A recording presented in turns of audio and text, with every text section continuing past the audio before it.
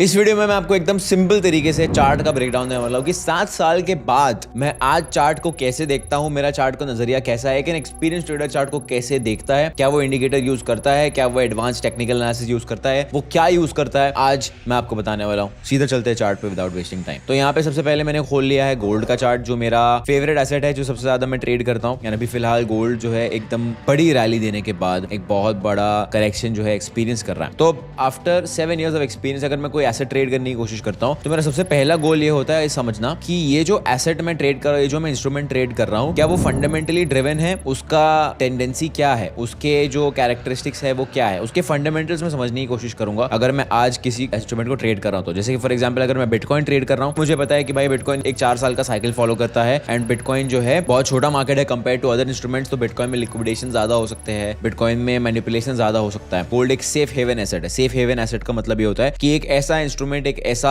Asset जहां पे जब रिस्क बढ़ जाता है मार्केट में, अनसर्टेनिटी बढ़ जाती है मार्केट में, तो लोग उस पर रिलाई करते हैं, जैसे कि गोल्ड है। अभी मार्केट में बहुत ज्यादा जियोपॉलिटिकल टेंशन चल रहा है, लोग कह रहे हैं कि यूएस मार्केट कोलैप्स होने वाला है, यूएस डॉलर कोलैप्स होने वाला है, तो a lot of nations are buying gold and gold का इतना ज्यादा वैल्यू ऊपर जा रहा है। एंड ऑफ कोर्स अगर पिछले साल का रैली साइड में रख के अगर आप इसका ओवरऑल वीकली टाइम फ्रेम भी खोलोगे तो गोल्ड लॉन्ग टर्म में ऊपर ही गया है। तो अब अगर मान लो मैं एक ऐसा इंस्ट्रूमेंट ट्रेड करूं जो लॉन्ग टर्म में सिर्फ और सिर्फ ऊपर जाता है, तो मेरे लिए चीजें थोड़ी सी और आसान हो जाती है। जहां पे अगर मैं बिटकॉइन ट्रेड करता हूं तो बिटकॉइन पे फॉर एग्जांपल अभी मैं फिलहाल शॉर्ट के लिए देख रहा हूं बिटकॉइन को। अगर बिटकॉइन में ये जो लेवल है अगर ये टैप होती है तो I would like to enter a short, अगर मुझे एक बेरिश कंफर्मेशन मिलता है। Yes, that is secondary. But अगर बिटकॉइन को मैं देखता हूं तो बिटकॉइन जो है हर 4 साल पे एक साइकिल देता है। जैसे कि यहाँ पे देख सकते हो आप, 2017 में आया था, फिर 2021 में आया था, उसके बाद 2024 में आया था एंड देन उसके बाद यहाँ पे अभी जो है बुल साइकिल खत्म हो गया। Of course we will now see some bear markets. तो बिटकॉइन का कैरेक्टरिस्टिक ये है। तो मैं बिटकॉइन को कब ट्रेड करना पसंद करूंगा, जब एवरी 4th ईयर जब बिटकॉइन जो है अप ट्रेंड में जाता है बिटकॉइन हाल्विंग के बाद। इसके ऊपर मैंने एक डिटेल में वीडियो बनाया हुआ है पूरा साइकिल समझाते हुए, तो आप वो भी जाके देख सकते हो। तो कैरेक्टरिस्टिक समझ गया, फंडामेंटल समझ गया। अब मान लो आप यूरो यूएसडी ट्रेड करते हो फॉर एग्जांपल। अब अगर यूरो यूएसडी ट्रेड करते हो तो यूरो यूएसडी का आपको कैरेक्टरिस्टिक समझना बहुत ज्यादा जरूरी है। फॉर एग्जांपल यहाँ पे अगर आप देख सकते हो यूरो यूएसडी के वीकली टाइम फ्रेम में अगर हम लोग जाएंगे तो यहाँ पे समझ में आता है कि भाई यूरो यूएसडी जो है बहुत ज्यादा स्टेबल चीज दिख रही है। मतलब अगर आप इसका पूरा ओवरऑल प्राइस एक्शन देखोगे तो मैक्सिमम प्राइस एक्शन सिर्फ इस रेंज में ही हुआ है। कब से? ऑलमोस्ट 1978 से लेके आज 2026 में, मतलब शायद 50 साल से भी ऊपर का वक्त हो गया। But maximum price action USD euro का इस एरिया में रहा है। दैट मींस ये बहुत स्टेबल सी चीज है। इसका मतलब ये है कि there is a high chance कि इसके मूव्स को प्रेडिक्ट करना और ज्यादा इजी हो सकता है, क्योंकि ये बहुत स्टेबल है, अनप्रेडिक्टेबल नहीं है। जैसे गोल्ड सिर्फ एक डायरेक्शन में ऊपर जा रहा है, बिटकॉइन एक 4 साल का साइकिल फॉलो कर रहा है, तो उसमें आप साइकिल में गलती कर सकते हो अंडरस्टैंडिंग में। गोल्ड में आप गलती कर सकते हो, मार्केट में न्यूज आ सकती है, जियोपॉलिटिकल टेंशन राइज हो सकते हैं। बट अगर यूरो यूएसडी को हम लोग देखेंगे तो यहाँ पे समझ में आ रहा है कि भाई ये पूरे एक बड़ी सी रेंज में, ऑफकोर्स ये बहुत बड़ी रेंज हो गई है, बट एक बड़ी सी रेंज में पिछले 50 साल का प्राइस एक्शन इसमें ही रहा है। तो मुझे पता है कि यूरो यूएसडी जो है उसमें मैं छोटे मूव्स कैप्चर कर सकता हूं एंड मुझे बहुत ज्यादा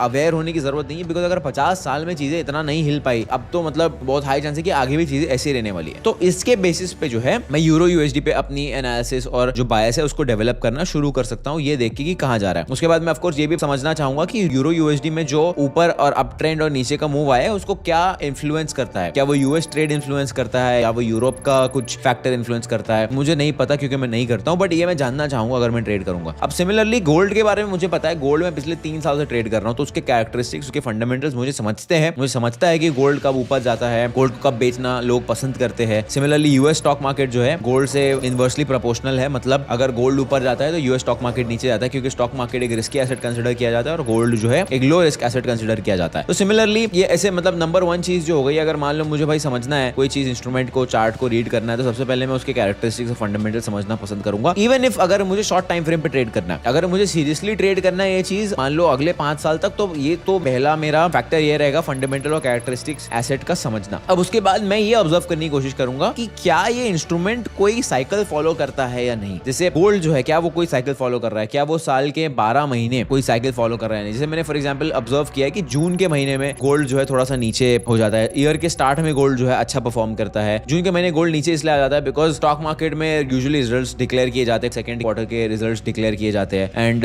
यूजुअली रिजल्ट्स अच्छे होते हैं, तो लोग स्टॉक मार्केट में और इन्वेस्ट करना पसंद करते हैं। Gold of course inversely related, तो गोल्ड को सेल ऑफ करना पसंद करते हैं। तो ऐसे साइकिल्स को मैं स्टडी करने की कोशिश करूंगा। तो सेकंड हो गया साइकिल्स। जैसे बिटकॉइन का मैंने आपको बता दिया कि बिटकॉइन में एक 4 साल का साइकिल फॉलो होता है, उसका भी मैं आपको जो है यहाँ पे चार्ट दिखा देता हूँ। तो जैसे कि यहाँ पे आप देख सकते हो बिटकॉइन का 4 साल का साइकिल मैंने यहाँ पे ड्रॉ किया हुआ है। ये चार्ट मैंने बनाया था शायद मई 2022 में, और बिटकॉइन आज इसको परफेक्टली फॉलो कर रहा है। जैसे कि आप देख सकते हो बिटकॉइन गिर रहा है, यहाँ पे मैंने प्रेडिक्ट किया हुआ है कि बिटकॉइन $40,000 तक जा सकता है। लेट्स सी वो जाता है या नहीं, बिकॉज यहाँ पे मैंने प्रेडिक्ट किया था बिटकॉइन 1,20,000 तक जाएगा, बिटकॉइन 1,26,000 तक गया, $6,000 से मैं मिस कर गया, बट नो प्रॉब्लम। तो साइकिल को स्टडी करने की कोशिश करूंगा कि क्या गोल्ड डेट साइकिल फॉलो कर रहा है, क्या गोल्ड कोई इंटरेस्ट रेट का साइकिल फॉलो करता है। अगर मैं सीरियसली ट्रेड कर रहा हूँ, अब मुझे 7 साल हो गए, तो मुझे इतना समझ में आ गया लॉन्ग टर्म ट्रेड करना, तो ये सारी चीजें समझने की जरूरत है। अब हो सकता है कि बाकी के ट्रेडर्स कुछ और कहे या उनका कुछ और ओपिनियन हो, बट मेरे हिसाब से ये चीज जरूरी है। उसके बाद आ जाता है number 3, which is going into technical analysis. अब टेक्निकल एनालिसिस में अगर मैं जाऊंगा तो मैं ये समझने की कोशिश करूंगा कि इसमें क्या सेशंस होते हैं। कोई भी इंस्ट्रूमेंट अगर मैं ट्रेड कर रहा हूँ उसमें क्या सेशंस होते हैं, कौन सा सेशन सबसे ज्यादा इन्फ्लुएंस रखता है। Basically understanding time of the day, उस पर्टिकुलर इंस्ट्रूमेंट के लिए कौन सा टाइम ऑफ द डे सबसे ज्यादा इंपॉर्टेंट है। अब गोल्ड के लिए न्यूयॉर्क सबसे ज्यादा इंपॉर्टेंट है, बिटकॉइन के लिए भी न्यूयॉर्क इंपॉर्टेंट है, यूएस स्टॉक मार्केट के लिए भी न्यूयॉर्क सेशन इंपॉर्टेंट है। गोल्ड में लंदन भी थोड़ा बहुत मूव दे देता है। अब अगर हम लोग यहाँ पे यूरो यूएसडी का एग्जांपल लेंगे तो यूरो यूएसडी में लंदन के टाइम पे बहुत अच्छे मूव्स आते हैं, न्यूयॉर्क में भी ठीक ठाक मूव्स आ जाते हैं। तो time of the day determine करना मेरे लिए बहुत इंपॉर्टेंट रहेगा, बहुत क्रूशियल रहेगा, जिससे मैं डिटरमाइन कर पाऊंगा, जिससे मैं समझ पाऊंगा कि भाई टाइम ऑफ द डे के हिसाब से मुझे कौन से वक्त पे अपने ट्रेडिंग सिस्टम पे बैठना है, कौन से वक्त पे बैठ के ये समझना है कि मुझे यहाँ पे ट्रेड करना चाहिए या नहीं करना चाहिए। तो जैसे फॉर एग्जांपल अभी गोल्ड में आप देख सकते हो एशिया सेशन में बहुत ज्यादा मूव्स आ रहे हैं, बट न्यूयॉर्क में भी अच्छे खासे मूव्स आ जाते हैं। एंड पिछले 3-4 साल से जब से मैं गोल्ड ट्रेड कर रहा हूँ, मैं लंदन और न्यूयॉर्क ही ट्रेड करता आ रहा हूँ, बिकॉज ऑफ कोर्स हमारे इंडियन स्टैंडर्ड टाइम के हिसाब से, दुबई के टाइम के हिसाब से वो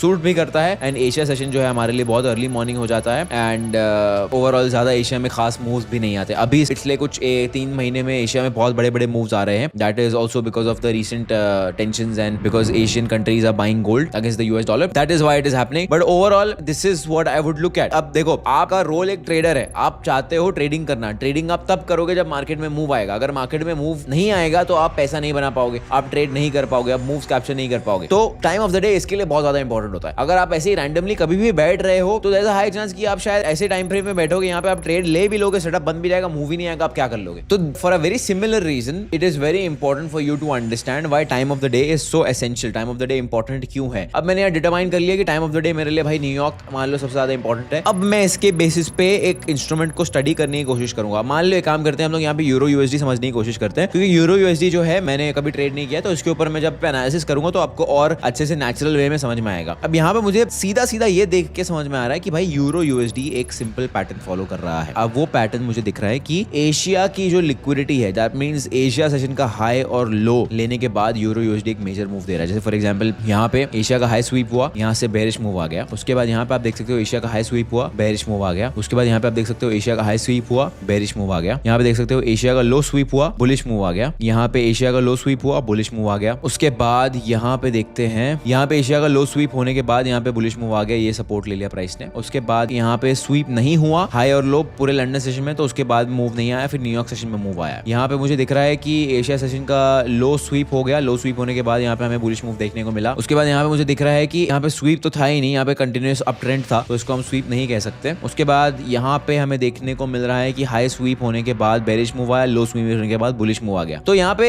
यूरो यूएसडी देखने के बाद मुझे सीधा सीधा एक चीज समझ में आ रही है कि भाई लंदन सेशन में एशिया सेशन का स्वीप हो रहा है। अब ये एक सिंपल पैटर्न मैंने ऑब्जर्व कर लिया, आई ट्रस्ट मी, ये रैंडमली मैंने किया हुआ है। ये सेम चीज मैं कोई एक रैंडम एसेट पे भी कर सकता हूँ। मान लो अगर मैंने खोल लिया यूरो ऑड, इस पे अगर अप्लाई कर ले, ऑनेस्टली इस पे भी ये सेम पैटर्न दिख गया मुझे। ठीक है, यहाँ पे एशिया लो स्वीप नहीं हुआ है, ओके, यहाँ पे तो बहुत साइडवेज लग रहा है, but is coming back to the point. एक सिंपल पैटर्न मैंने फॉलो कर लिया, समझ लिया मैंने। ठीक है, ये सारी चीजें करने के बाद एक पैटर्न रिकॉग्नाइज करना है। पैटर्न रिकॉग्नाइज करने के बाद उसके बेस पे एक एंट्री मॉडल बनाना है। तो मान लो अब यहाँ पे बैठ के मैंने एक एंट्री मॉडल बना लिया कि मुझे दिख रहा है भाई कि एशिया का हाई और लो जब भी स्वीप होता है तो प्राइस नीचे आता है। तो अब मुझे क्या करना है, मैं बनाऊंगा एंट्री मॉडल। अब लिक्विडिटी स्वीप होना मेरे लिए एक क्राइटेरिया नंबर 1 होगा। लिक्विडिटी स्वीप होने के बाद ऑनेस्टली सबसे पहला मेरा क्राइटेरिया होगा बुलिश बायस या बेरिश बायस। तो यहाँ पे अगर मुझे दिख रहा है, ठीक है, मैं शुरू करूंगा डेली टाइम फ्रेम से। टैप इन किया, मेजर रेजिस्टेंस के आसपास प्राइस जो है यहाँ पे है। अब यहाँ पे मेजर रेजिस्टेंस टैप किया हुआ है, हो सकता है मेरा जोन गलत है, बट यहाँ से प्राइस जो है नीचे की तरफ रिजेक्ट भी कर रहा है। अब अगर प्राइस एक मेजर जोन पे टैप करके रिजेक्ट कर रहा है तो there is a very high chance price नीचे तक अच्छा खासा बेरिश मूव देने वाला है। तो यहाँ पे एग्जांपल ले लेते हैं, इसको मैं जो है पीछे रिवर्स कर देता हूँ। अब यहाँ पे अगर वो सेम एग्जांपल हम लोग देखते हैं तो एशिया सेशन में यहाँ पे आपको दिख रहा है कि ये जो हाई स्वीप हो चुका है। अब हाई स्वीप हो गया, this will be my criteria number 1। Criteria number 2 will be कि जहाँ पे स्वीप हो रहा है, जहाँ से रिजेक्शन आ रहा है, वहाँ पे एक रेजिस्टेंस लेवल होना चाहिए। यहाँ पे मुझे क्लियरली दिख रहा है एक रेजिस्टेंस लेवल है। पहले ये सपोर्ट हुआ करता था, प्राइस ने फिर उसको ब्रेक किया, सपोर्ट